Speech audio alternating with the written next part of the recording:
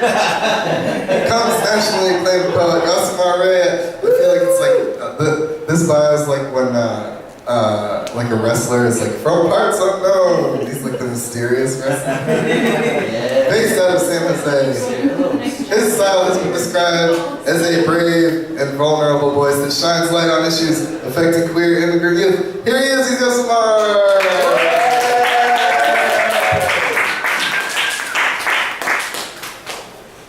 I'm like, I don't wrestle.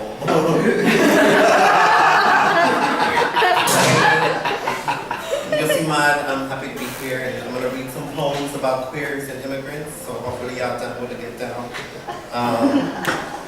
And they're like, I write a lot of poems about that because that's what I am, and because we're like the hottest topic right now in the national debate, right? Everybody wants to talk about immigrants. And so I have these narratives and these stories. I grew up in East San Jose, so I feel like it influenced a lot of my writing. So I'm gonna start with this little story. It's called Slick Tongue. And it's about, you know, growing up in the hood. And it goes like this. Tony was a neighborhood bully. He was an only child, and his mother was the type that believed her son could do no harm. It did not help that his cousins were neighborhood cholos because he always felt he had back. Me, on the other hand, I was a wimpy kid whose best friend was an eighth grader named Ceci, who was a chola. She always talked to me about boys and smoking weed. Mind you, I was in 5th grade at the time. Ceci would see how Tony would pick on me and make fun of the fact that I was more feminine than the other boys on the block. She always told me, you need to stick up for yourself, because that's how bitches jump on you. My abuelita, on the other hand, believed the best way to avoid problems was to simply stay inside the house. Aquí adentro de mi casa nadie me viene a molestar. The good thing about Tony was that he was slow. Through Ceci, I learned how to sharpen my tongue and use my words like daggers. Every time Tony would call me pinche joto in public, I always had just the right words to make him look stupid among his homies. For some reason, Tony always had it in for me.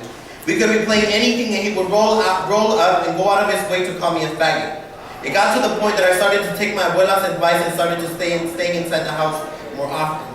I told Ceci I didn't want to be around him and that him calling me names made me feel upset. I'm not sure what she heard in our conversation because she got up and was like, I'm going to call him right now, you're going to kick his ass. I was scared. I have never really been in a fight. My abuelita always told me that fighting should be the last resort to solving a problem. No, Ceci, yo no sé pelear.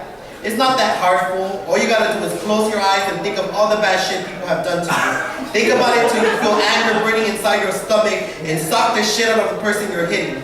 And then they hit you hella hard, then get up and don't cry, because if you cry, then you're gonna be the weak bitch. Even if you lose, people will respect you because you fought for your respect. I don't know, Ceci. What if he calls his cousins on me? Fuck that shit. I got cousins too. We can make this a rumble if you want. So here I am, about to get in my first fight, being coached by a chola. Okay, I'll be back right now. Stay here and focus on being angry. Ceci runs to the middle of the apartment complex and shouts, hey Tony, come out right now. Yosi's gonna kick your ass, fucker. That's when I start thinking, oh shit, I'm gonna die right now. Tony comes out ready for a fight. What the fuck you want, little fag? Before he could call me a fag again, I socked him in the mouth. He fell to the floor and I started talking the shit out of him. I hit and hit and hit until he began to cry. By the time I was done, the entire neighborhood of kids had gathered to be witness to the fight of the century. They couldn't believe that the little feminine boy had just kicked the bully's ass. Tony ran inside the house and could see the pride in Ceci's face. That's my bitch, she screamed. After the fight, I went home and cried. I told my abuela about the fight, and instead of getting mad, she told me, las cosas se arreglan con palabras, pero si los animales no entienden con palabras, pues a chingadazos se acostumbras. Verás que Tony ya no te va a molestar. After the fight, Tony never bothered me again. In fact, we kind of became friends. He started coming out to my house more often so I could help him with his homework. Y la Ceci, she got kicked out of school for fighting, but she was never really gave a fuck about school, so she spent her days sitting in her porch looking into the neighborhood.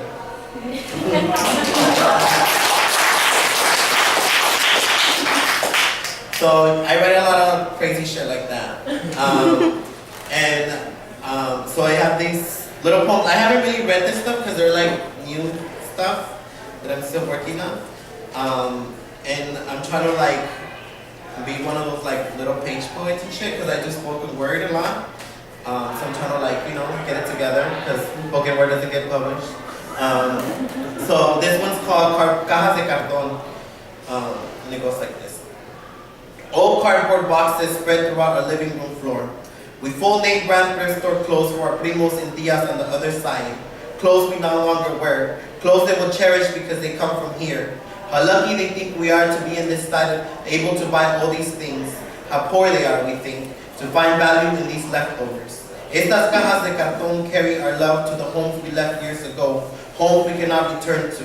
They carry blankets, shirts, shoes, and hope. These cardboard boxes spread out through our living room floor is a way to let our family know we haven't forgotten. So that's cajas de cartón.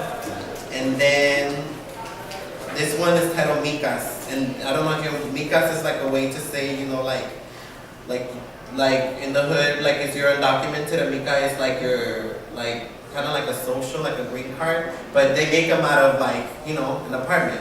It's not, you don't really gotta go to no office. It's illegal, so don't do that. I think it's a felony. Everybody knows that in el apartamento 26 you can get your Mica. There in that small 2-bedroom apartment you can become American. Write your name and birthday when you go in and come out with your social. There, in this dilapidated apartment complex, dreams come true. There, in this abandoned place with these forgotten people, we became human by our own laws. And then so I read a lot about my grandparents because I grew up with my grandparents. And if you ever grew up with like immigrant grandparents, like they have a so different understanding of the world. And so even I was always like the fluent one translating and shit. So I would be put in these awkward situations because my abuelita would not really understand. And I grew up with a lot of my tias. Most of my family are women. And they watch a lot of novelas, so like their relationships are kind of like scandalous. So in my living room, growing up, I always saw like these kind of like battles between my tios and all this drama. So this is kind of like another little story, and it's titled Loving in Times of War. I was born with the heart of a woman. I know that's some bullshit to say, but sometimes I feel like this is the truth of my nature. Yo crecí en una casa de puras mujeres.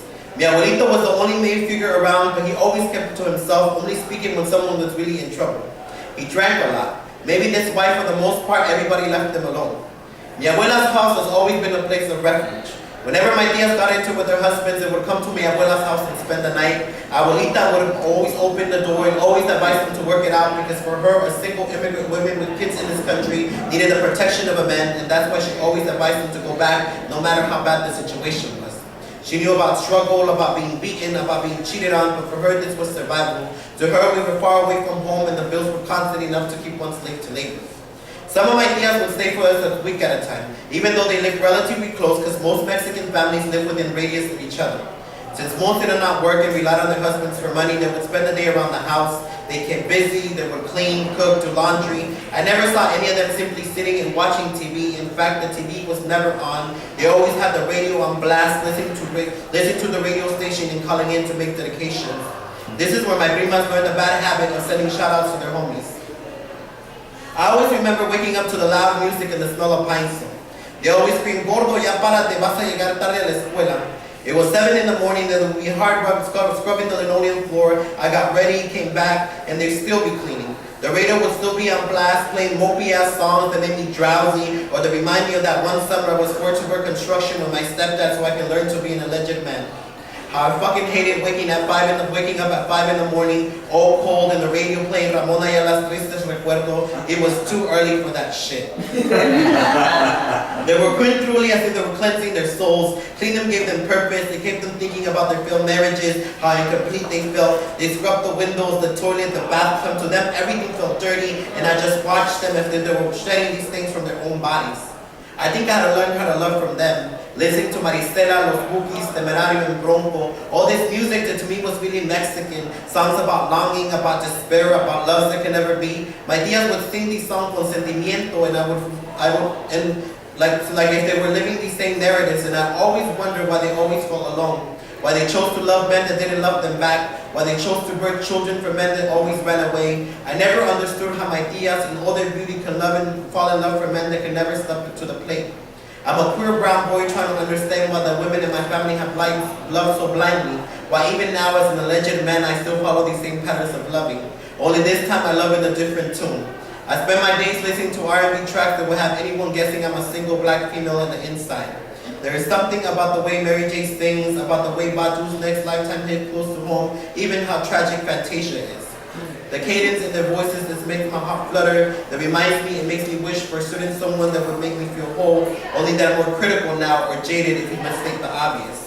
It seems to me that as we grow up, our hearts are slowly chipped to the point that we love with walls around them. We love in fragments because we are afraid to give away everything we have, for we have left broken pieces of innocence for every other man that broken promises, starting with our own fathers. My tias taught me how to love in silence, how to show your affection for the men you love, not in words but in actions, not through servitude but shit that is intentional, like cooking, like folding his clothes, like rubbing his back, shit that is domestic but to them was the only way to express their affection. Now, I'm not the type of bitch that will cook for you or for your clothes, but I've noticed that the way I love is without words, even as a poet. The things I do for people I love are intentional, shit like sharing my knowledge, the lessons life has taught me, books I've read, things to build strong spirit. Time and time again, I have offered my medicine to men who have not necessarily known how to appreciate it, but for me, it felt healing to give. I look at my tias in the way they dance, the way they laugh, the way they kiss my tios, the way they do things around the house, and I wonder if one day I could be them. If I could love a man the way they do without any critical analysis, without expectation, simply love in the state of nothingness, in the state of struggle. I wonder when I will stop loving men that are not men, when my loving will not be a tool of survival but a conscious choice of my making. My tias taught me how to so much, made me how to walk away and come back to the middle for understanding. It is for them that I owe my voice, and to them that I seek a love that is pure and innocent. We have loved through genocide, through wars, migration, and even death. It is this love that has given us the hope to keep on living. So that's it. I have two more little pieces, and then I'm gonna get this next poem. So I write a lot about, being in this country because I'm undocumented, and that shit's kind of hard, because nobody likes undocumented people these days. We like you. Especially in Arizona, they be acting up. Arizona be high, dude. I know, they have some good shit over there. Yeah. Start selling it and help the economy. So I'm like, so I write a lot about, that, and one day returning hopefully. So this one's titled Sol, which translates to sun. Boy does not remember dirt on which he took his first step. Does not remember mango trees, guayabas, or the ocean breeze.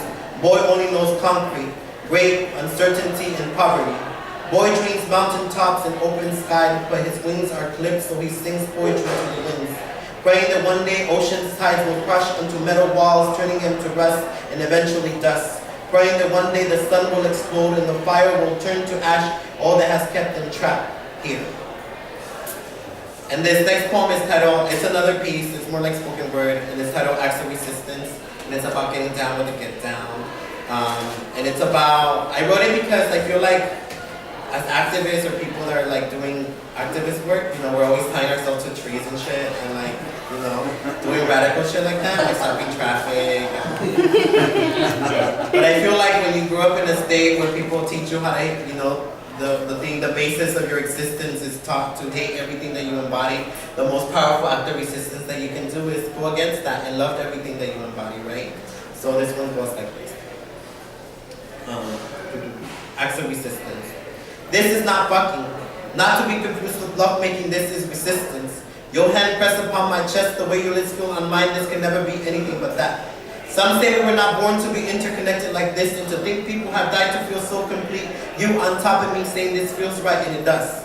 Never for a moment that I would think I would find myself in this predicament, whispering your name as if I was in deep prayer. So in the blessings I envision, I see your hands caressing the parts of my body I have grown to be ashamed of. You make me feel me in its totality. Because every time we're connected like this, I feel stronger, like somehow through this love-making, call it whatever, I'm home. So I open the doors of my body to you. No longer afraid of the ghosts that haunt me, the ones that came inside and left me empty, took the innocence I sold for acceptance. You bring warmth. After the heated bodies, I'm surprised we're still here, holding my hand, telling me I should not feel dirty because rituals like this do not involve bloodshed. This is not fucking. This is resistance. Because brown boys are not supposed to love like this. We're not supposed to fuck like this. We're supposed to break into women's bodies and leave them homeless. We're supposed to inflict our power on the bodies of those that have nothing but love to give. This is not fucking. This is resistance. You and I lay in the middle of the night, side by side, your arm as my pillow. Your stories is all I want to hear. This is not fucking. This is resistance. Brown boys are not supposed to love. We're simply born to fuck each other up. So now that we're getting ready to do this again, I want you to hold me. But this time pretend that we're committing this act of resistance. We're regaining everything that was taken away from us. Our dignity, our pride, our love for one another. Do me with justice. My mother always told me that going against authority will kill me. And if it does, there's no other way that I want to die. But with you by my side, both of us shouting, fuck the police, this is my resistance. Gracias.